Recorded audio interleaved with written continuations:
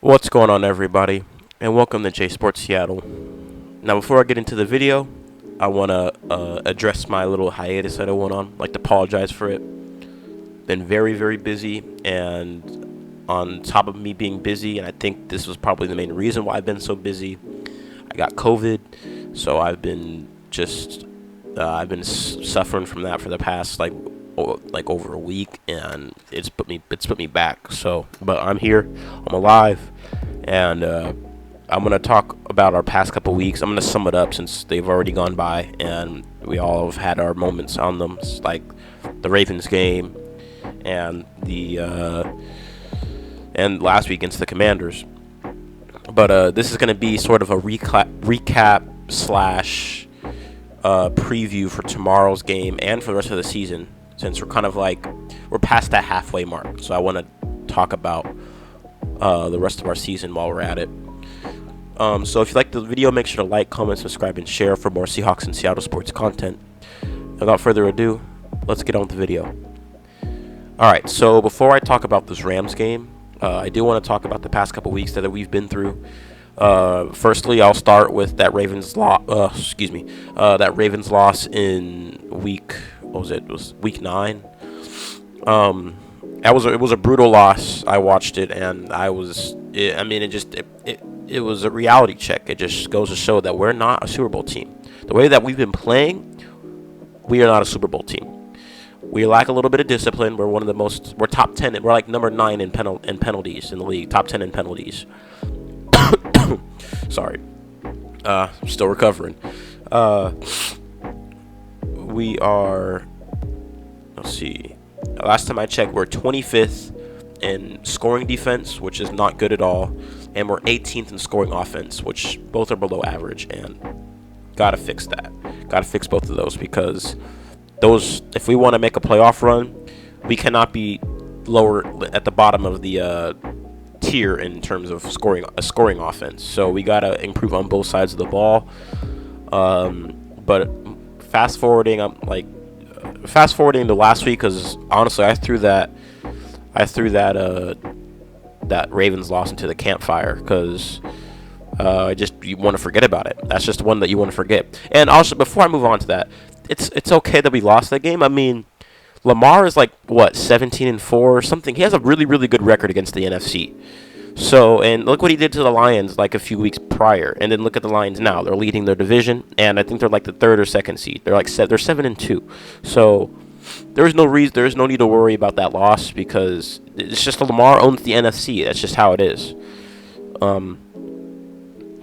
But moving on to the Commanders W, it was a good bounce back win. I mean, a win is a win, but it just goes to show in that win that we have a lot to work on. The defense were playing lights out in that first half, but it's kind of the first half the defense was playing well and the offense wasn't doing well, and in the second half it was almost a switch. The defense just allowed drive after drive, and then the offense would just respond. In order for us to be an elite team, we need to be elite on both sides of the ball at all times of the game. Pete says he knows that, but does he really? I want to see him put that in action, because so far it's always been one or the other that's been really, really good. And we need both to be firing on all cylinders if we want a chance at a deep playoff run, or potentially going for the division, because right now we are tied first in the division. I mean, I know technically the Niners have the tiebreaker because they have a better division record, but we're both 6-3, and we got to root for a Buccaneers win. Obviously, that's going to be unlikely, because the Buccaneers are really no match for the Niners in terms of roster, but hopefully they can pull it out, just like we hoped the Vikings did, or the Browns did, or the Bengals did. And we got to win against the Rams. And now that I'm talking about the Rams, I'm going to talk about this game that we got going on tomorrow. So entering this week, we were 2.5. We opened 2.5 point favorites. Now we are the underdog. We are now a 1 point underdog. And, I mean, that works in our favor, because we seem to do better as an underdog versus a favorite. So I'm okay with that. But I don't blame it also because we have been inconsistent this season. There was a couple games that we should have won. Honestly, there was really only one game we should have won, and that was that Bengals game. Overall, though, we have been inconsistent, and this is a must win.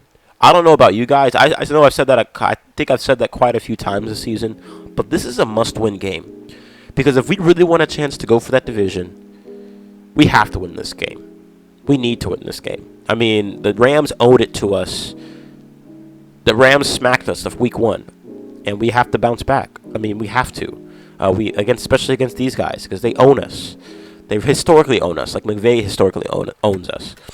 But in the past, let's see, in the past year, the past 4 matches were 2-2, so it's even. We have to get it done. So, especially since we're entering our hard part of the schedule, and I'm actually going to talk about this next. I'll talk about that in a second. But Abe Lucas is back from IR. Actually, I'll get into injuries in a minute, but I will talk about Abe Lucas. He is back from IR, but Pete says he's not looking to play. We know that Matthew Stafford's playing, so no surprise there. He's having a down year, but he always does well against us because, like I said, McVay owns us. And Nakua, that guy's insane. We got to find a way to.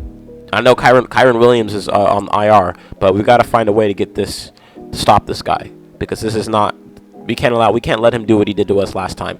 So, defense has got to make adjustments. Clint Hurt, Pete, you got to make adjustments on defense.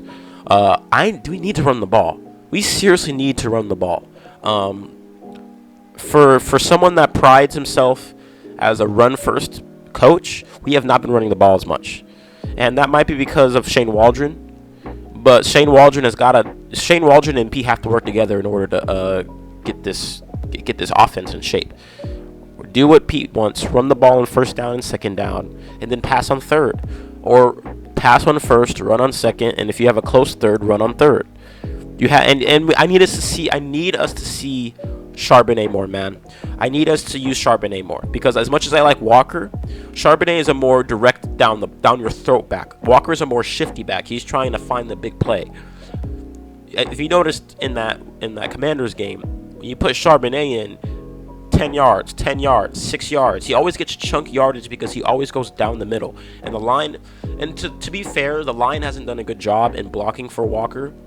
But they've done a good job for blocking for Charbonnet because Charbonnet is a different type of back than Walker. He's a power back, not a shifty back. So I want to see us run the ball more, and I want to see us use Charbonnet more because Charbonnet has been amazing in out of the backfield. So I want to see us use him more. And I want to see the O-line block better for Kenny. So, and speaking of Kenny, I want to see McIntosh in action. Sorry if you heard that. I want to see McIntosh in action because I think he has shown promise in preseason. Yeah, he's been hurt, but DJ Dallas is not a reliable third down back in my opinion, or third stringer. Honestly, I don't think he's good at kick returning, and I think that McIntosh should have kick returning duties. I feel like maybe that's what we're going for, but I want to see McIntosh in the game. We didn't spend a pick on him just to not use him. I mean, look at Chris Carson was a 7th round pick, and he gave us productive years. He could do the same thing for us. So I want to see us utilize all of our draft picks. And I do want to give props to us using JSN more. We have been getting JSN involved in the offense more, and that's awesome because we need to get him in because he is a baller. He has come in clutch. He's had a few clutch touchdowns. I want to continue to see Geno relying on him more because he is a baller. So, and speaking of Geno, Geno's having not as good of a year that he is last year. He's an average quarterback this year, and that's fine and all. But when our defense is still trying to figure stuff out, I need Geno to step up. He stepped up last week against the Commanders. I mean, he had a career high in passing yards, 2 TDs, and I'm gonna address Geno. Okay, For any of you guys that are solely putting the blame on Gino, I need you to stop that. I really need you to do that because I really need you to stop doing that because this is a team game. As much as a lot of the blame goes to the quarterback, the O-line has been not good. The defense hasn't been good. The play calling has been really, really sus. The receivers have been dropping passes from Gino. Like I remember in the first half of that Commanders game, Gino threw a dime to Metcalf and he just dropped it. I mean, you can throw the blame all you want at Gino, but your blame is misplaced. You have to look at the whole team as a whole. You guys are thinking, oh, well, he's been performing bad, man. He's the same old Jets Gino. No, man, he's still Gino as he was last year. It's just that this team around him is not giving him the help that he needs. Pete has said it himself. Shane Waldron said it himself. The team needs to give him more help, and that's what they need to do. Just like they did last year, we need to give him more help, and Waldron needs to do that. When the teams are setting the house to try to take Gino down, you need to adjust for that. Go for a screen pass. Screens, we've done really well on screens this year. We need to continue doing screens. And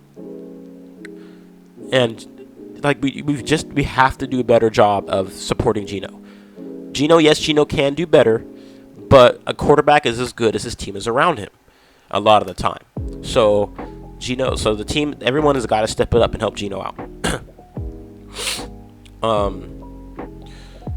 But moving on to our schedule, like I said, after this Rams, this is a must-win game. Because after this game, we have our 4-week tough stretch. We face San Fran, we face Dallas, we face San Fran again, and then we face Philly.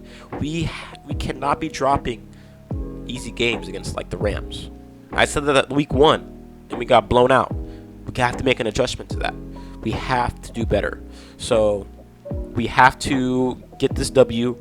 And like that's all I gotta say is we have to get this W because this 4 weeks is going to be tough. If we can go like 2-2, split with the Niners, then maybe win against like Philly or Dallas.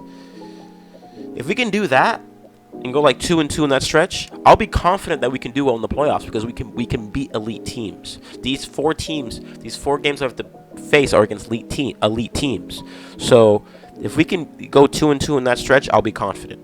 We got back-to-back primetime games, Thursday night football, and then next Thursday, and then Dallas on Prime Video the week after.